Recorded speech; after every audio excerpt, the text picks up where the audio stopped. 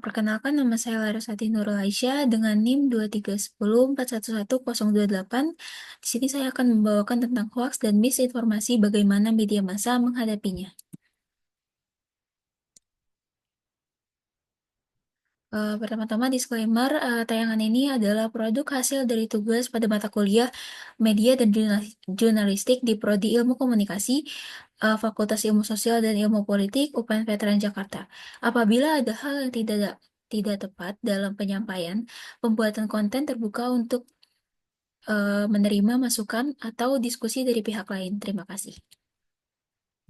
Yang pertama, di sini akan menjelaskan definisi dari hoax, misinformasi, dan disinformasi. Hoax sendiri adalah informasi yang sengaja dibuat untuk menipu atau menyesatkan orang lain yang tujuannya untuk promosi, menjatuhkan pesaing atau black campaign, menggiring opini publik, serta membuat persepsi baru tentang target media. Hoax sendiri dirancang sedemikian rupa dengan menggunakan kata-kata yang meyakinkan dan menarik perhatian dari pembacanya. Lalu yang kedua ada misinformasi, adalah informasi yang salah yang tersebar tanpa niat yang disengaja dan terjadi karena kesalahan pengguna yang menyebarkan informasi atau pengguna yang mencerna informasi. Lalu yang ketiga adalah disinformasi. Disinformasi sendiri adalah bentuk manipulasi dari informasi yang sengaja diciptakan dan disebarkan untuk menipu atau menyesatkan audiens.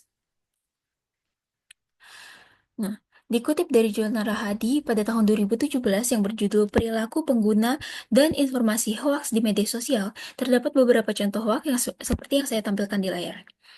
Pada era ini, peran media sosial dibutuhkan oleh pemerintah diantaranya membantu menyelesaikan pengaduan atau laporan pelayanan publik, membantu peningkatan partisipasi masyarakat dalam pengawasan pelayanan publik, dan mempercepat penyelesaian laporan pelayanan publik. Banyaknya media online dan media sosial yang menawarkan berbagai akses kemudahan akan lebih efektif dan bermanfaat bila dijadikan sebagai wadah dalam memberikan masukan, kritik, maupun saran dalam pembangunan. Di sisi lain, perlu adanya dorongan kepada semua lapisan masyarakat agar memiliki etika bagaimana memanfaatkan media sosial.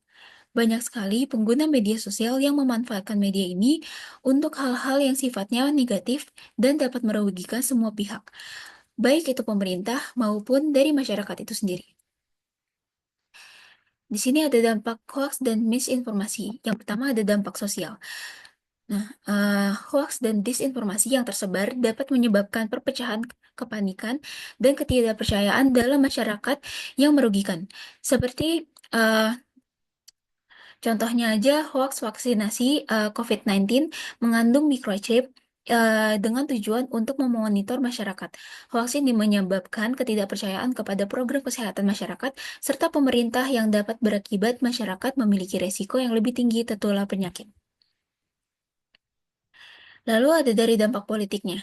Hoax yang sering digunakan dalam konteks politik dengan tujuan untuk mempengaruhi opini atau persepsi publik terhadap calon yang membutuhkan suara.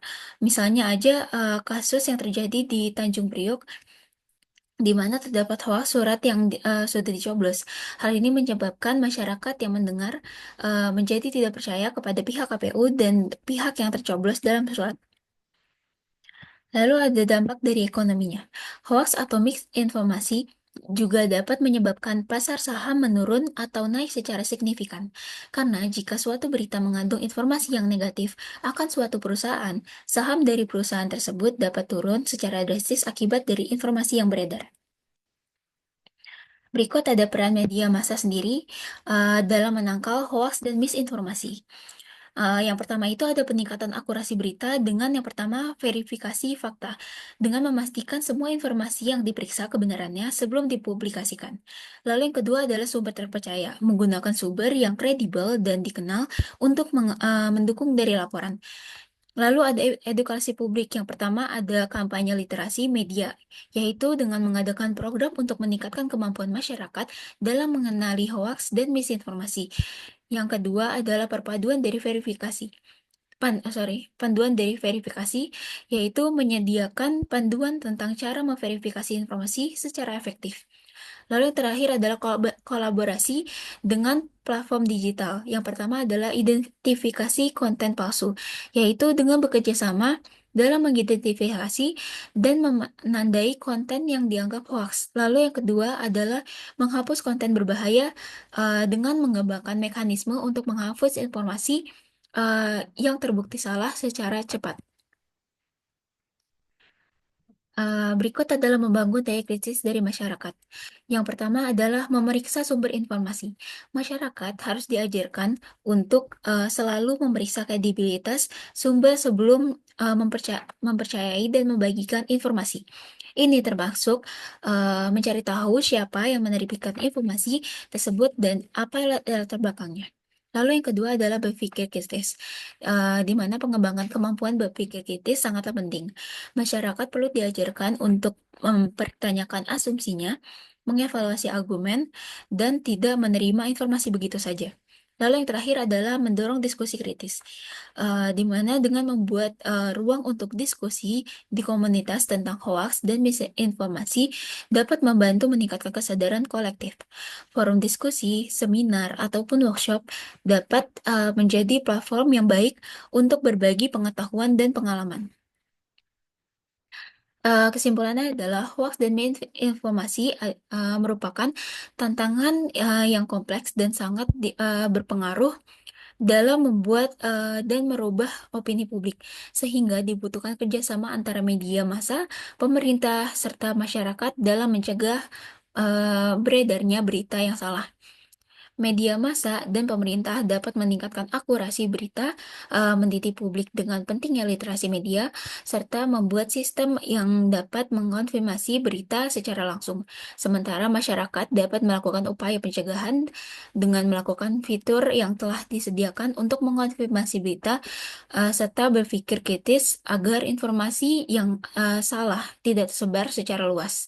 Dengan ini, kita dapat menciptakan lingkungan informasi yang lebih sehat dan terpercaya. Sekian dari saya, terima kasih.